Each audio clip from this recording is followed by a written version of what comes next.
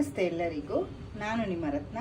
ಇವತ್ತು ನಾನು ನಿಮಗೆ ಕ್ಯಾರೆಟ್ ಹಲ್ವಾ ಬೆಲ್ಲ ಹಾಕಿ ಹೇಗೆ ಮಾಡೋದು ಅಂತ ತೋರಿಸ್ಕೊಡ್ತೀನಿ.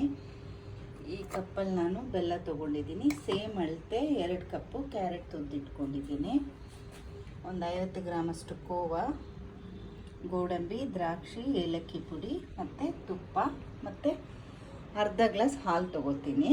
ಈಗ ಹೇಗೆ ಮಾಡೋದು ಅಂತ ತೋರಿಸ್ಕೊಡ್ತೀನಿ. ಸ್ವಲ್ಪ ತುಪ್ಪ ಹಾಕ್ಕೊಡಿ. 2 ಸ್ಪೂನಷ್ಟು ತುಪ್ಪ ಹಾಕ್ಕೊಂಡಿದ್ದೀನಿ. ಈಗ ಗೋಡಂಬಿ ದ್ರಾಕ್ಷಿನ ಹುರಿದು ತೆಗೆದಿಟ್ಕೊಂಡ್ಬಿಡೋಣ. ಗೋಡಂಬಿ ಹಾಕ್ಕೊಳ್ಳಿ. ಅದಾಗ ನೀವು ದ್ರಾಕ್ಷಿ ಹಾಕ್ಕೊಂಡ್ಬಿಡಿ, ಇಲ್ಲಾಂದರೆ ಎಲ್ಲ ಕಪ್ಪಾಗ್ಬಿಡುತ್ತೆ. ಈಗ ತೆಗೆದುಕೊಂಡ್ಬಿಡೋಣ. ಈಗ ಅದೇ ತುಪ್ಪಕ್ಕೆ ಕ್ಯಾರೆಟ್ ಹಾಕ್ಕೊಂಡು ಹಚ್ಕೊಳ್ಳೋಣ. ಈಗ ಸ್ವಲ್ಪ ಕ್ಯಾರೆಟ್ನ ಈ ತುಪ್ಪದಲ್ಲಿ ಇಟ್ಕೊಳ್ಳೋಣ. ನೋಡಿ, ಅರ್ಧ ಗ್ಲಾಸ್ ಹಾಲು ತೊಗೊಂಡಿದ್ದೀನಿ. ಈಗ ಹಾಲಲ್ಲಿ ಕ್ಯಾರೆಟ್ ಸ್ವಲ್ಪ ಕುಕ್ಕಾಗಲಿ. ಒಂದು 5 ನಿಮಿಷ ಮುಚ್ಚಿಬಿಡೋಣ. ಈಗ ಬೆಲ್ಲ ಹಾಕ್ಕೊಳ್ಳೋಣ. ಮತ್ತೆ ಒಂದು 10 ನಿಮಿಷ ಬೆಲ್ಲ ಎಲ್ಲ ಇದರಲ್ಲೇ ಕರಗಲಿ. ಹಿಂಗೆ ನೀರು ಬಿಟ್ಕೊಳ್ತಾ ಇರುತ್ತೆ ಬೆಲ್ಲದ್ದು. ಇದರಲ್ಲೇ ಸ್ವಲ್ಪ ಹೊತ್ತು ಕುಕ್ಕಾಗಿ ಈಗ ಮುಚ್ಚಕ್ಕೆ ಹೋಗ್ಬೇಡಿ.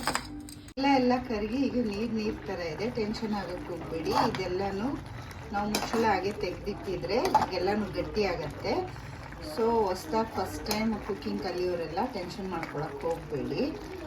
ನಾವು ಫಸ್ಟ್ ಟೈಮ್ ಮಾಡಿದಾಗ ಹೀಗೆ ಟೆನ್ಷನ್ ಆಗಿಬಿಟ್ಟಿತ್ತು. ಇದೇನು ಹೀಗಿದೆ ಅಂತ ಹಾಗೆ ತಿಂದ್ಬಿಟ್ಟಿದ್ವಿ ನಾವು. ಆ ಥರ ಗಾಬರಿ ಆಗೋಕ್ಕೇನು ಹೋಗೋದು ಬೇಡ. ಇನ್ನೊಂದು 5 ನಿಮಿಷ ಇದನ್ನು ಹಿಂಗೆ ಇಟ್ಟರೆ ಎಲ್ಲನೂ ಡ್ರೈ ಆಗುತ್ತೆ. ನೋಡಿ, ಎಲ್ಲನೂ ಹಿಂಗೆ ಡ್ರೈ ಆಗಿದೆ. ಈಗ ಕೋವಾ ಹಾಕ್ಕೊಳ್ಳೋಣ. ಸ್ವಲ್ಪ ಮಿಕ್ಸ್ ಮಾಡ್ಕೊಳ್ಳೋಣ. ಹಾಕಿದ್ದೀನಿ. ಈಗ ಒಂದು ನಾನು ಸೀಕ್ರೆಟ್ ಇಂಗ್ರೀಡಿಯೆಂಟ್ ಹೇಳ್ತೀನಿ, ಬಾದಾಮ್ ಪೌಡ್ರು, NTRದು. ಇದನ್ನು ಕ್ಯಾರೆಟ್ ಹಲ್ವಾ ಹಾಕಿದ್ರೆ ತುಂಬಾ ಟೇಸ್ಟಿಯಾಗಿರುತ್ತೆ. ನೀವು ಟ್ರೈ ಮಾಡಿ. ಇವಾಗ ಏಲಕ್ಕಿ ಪೌಡ್ರ್ ಹಾಕ್ಬಿಡ್ತೀನಿ. ಅದನ್ನು ಮಿಕ್ಸ್ ಮಾಡ್ಕೊಳ್ಳೋಣ. ಈಗ ರೆಡಿ ಇದೆ. Dry fruits ಹಾಕ್ಬಿಡೋಣ.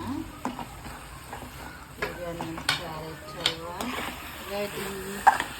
Healthy carrot halwa. ನಾವು ತುಪ್ಪ ಹಾಕಿರೋದು ಬರೀ ಒಂದು 3 ಸ್ಪೂನು ಮತ್ತು ಬೆಲ್ಲ, ಸಕ್ಕರೆ ಹಾಕಿಲ್ಲ. ನೀವು ಟ್ರೈ ಮಾಡಿ ತಿಂದು ಹೇಗಿದೆ ಅಂತ ಹೇಳಿ.